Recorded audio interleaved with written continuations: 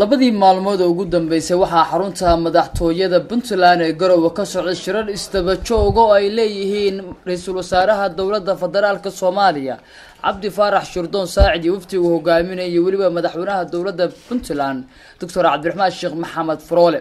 shirarkaasi ayaa ahaa mid ay uga wada hadlayaan arrimaha nabadgelyada iyo waliba soo dhawaashaha Puntland iyo dawladda federaalka Soomaaliya ugu dambeyntii labada dhinac maanta ay ku heshiiyeen xarunta madaxtooyada waxa ay soo saareen 7 qodob ay kamid ahaayeen kor u qaadista kalsoonida iyo waliba xiriirka dawladda federaalka Soomaaliya iyo Puntland iskaashiga dhanka ammaanka dhaqaalaha iyo waliba horumarinta Soomaaliya sameynta dawladaha federaalka kamid noqonaya hanaanka geed socodka nidaamka dimuqraadiyeynta Puntland soo celinta hantida la haysto sameynta aqalka sare ee baarlamaanka federaalka Soomaaliya waxaana qodobadaas ay ku heshiiyeen labada dhinac u saxiixay madaxweynaha Puntland iyo ra'iisul wasaaraha dawladda federaalka Soomaaliya Saacid heshiiska markuu dhacay kadib ay warbaahinta kula hadleen waxaana hadalka ku horeeyay madaxweynaha dawladda Puntland ee Soomaaliyeed Dr. Cabdiraxmaan Sheekh Maxamed Faroole waxa uu tilmaamay heshiiskan ay maanta wada gaareen dawladda federaalka Soomaaliya inuu yahay mid dhaxal gal isla markaana dhabada u sii jeexaya sidii ay wada shaqeyn lahaayeen Puntland iyo Soomaaliya inteeda kale wada hadalka bacdi sidii dawladdu wada shaqeyn lahayd dawladda federaalka iyo dawladda Puntland oo kamid ah dawladda federaalka waxa heshiis lagu gaaray qodobo ay ka kooban yihiin meelo muhiim ah oo sidii dawladda Soomaaliyeed oo rasmi ah dalka uga hirgelin lahayd la iskana kaashan lahaa wixii dastuurkana ku qoraa federaalka oo qabiyada iyo wixii kale oo horay dawladii hore u galeen in lagu socdo waxaana loola jeedaa dadka Soomaaliyeed oo qaybsanaa ilaa intii burbur ku dhacay nidaamka federaalka oo loo doortay inuu isku soo celiyo dawladda Puntland ay ka mid tahay hormuudkii maamul ku dhistay in dawlad federaal ah ay Soomaaliya ka dhalato taasoo ah dariiqa kaliya oo Soomaaliya dib heshiisiinteeda lagu ansixin karo dadka Soomaaliya muddo kala maqnaayeen dhibaato dhex martay waa la isdilay waa la qaxay waa la kala dhintay meelo badan adduunka ah bay ku dhibaataysan yihiin laga sheekeyn kari maayo in waxaas oo laga baxo darteed bas u sameeynaa ilaahay waxaan ka rajaynaynaa wada shaqeyntan maanta aan halka isku la garanay qoraalna aan ku soo saaray dawladihii ka horeeyay oo meel gaarka ah ka yahaana ay iyaduna ku aqoonsan yahay halkaan inay noqdaan milestone-ka ama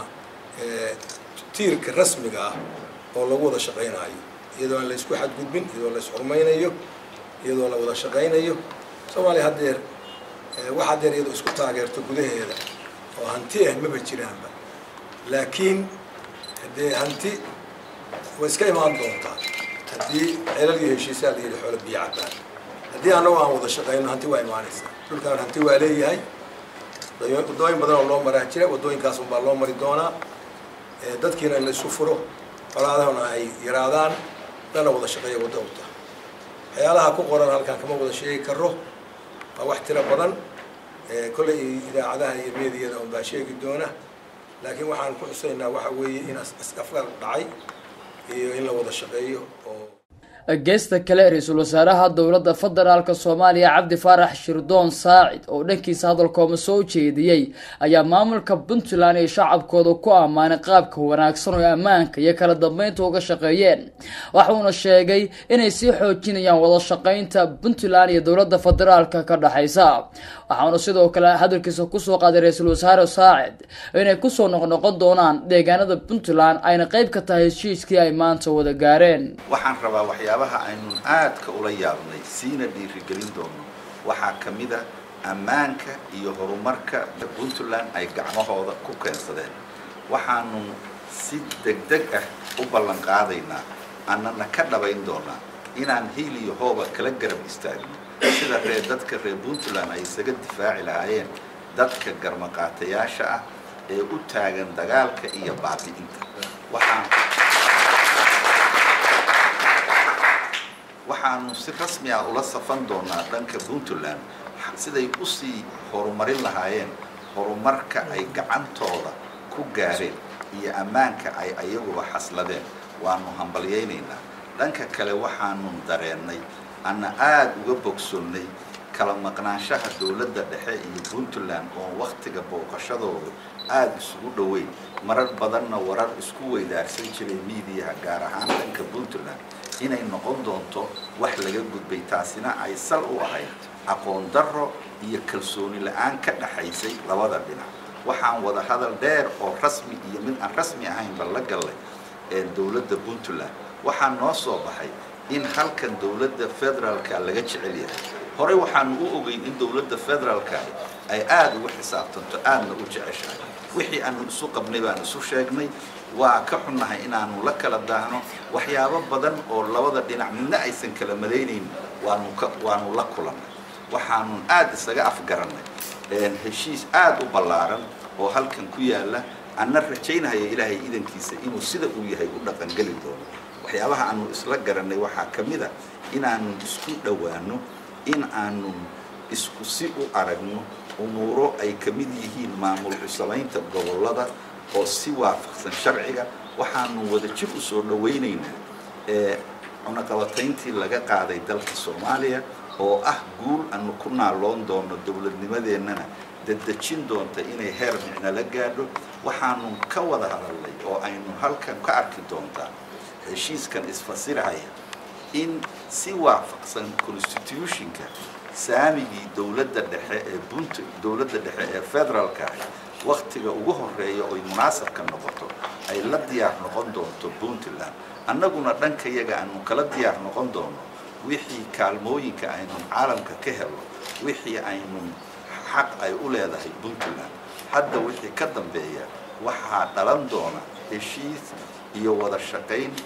walaaltinimo kalsooni ku dhisan dheerayn doona danna u ah dowladnimada iyo dadka Soomaaliyeed arrintani waxay fududayn doontaa sida Soomaaliya caalamku u arko kalsoonida dadkeedu ku qabo in dowladdu ay noqon doonto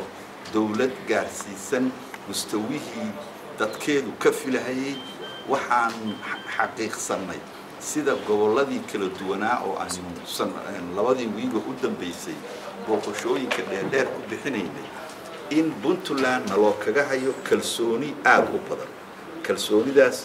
waa sii kordhi doontaa waanu ku faraxsannahay inaanu ogaano dhanka iyagana waxaanu ku bedeli doonaa kalsooni kale si aadahan uga mahadnaqayaa una soo dhawaynayaa runtii soo dhawayntii tirada badnayd oo halkan laygu tusay kalsoonida labada dhinacba kor bay u qaaday waanu bogaadinaynaa wax xasan oo ay qabsadeen dadka reer Puntland waana ku soo noqon doonaa waxaan leeyahay guuleysta siyaasiyiinta falaqeeya arrimaha Soomaaliya ayaa ku tilmaamay heshiiska ay maanta wada gaareen dowladda federaalka Soomaaliya iyo maamulka Puntland ee Soomaaliyeed mid dhaxalgal isla markaana meesha ka saaraya isqabqabsi yaryar oo soo dhaxgalay maamuladaasi وعلى عبد العزيز تعالى الدنيا online xafiiska magaalada Garowe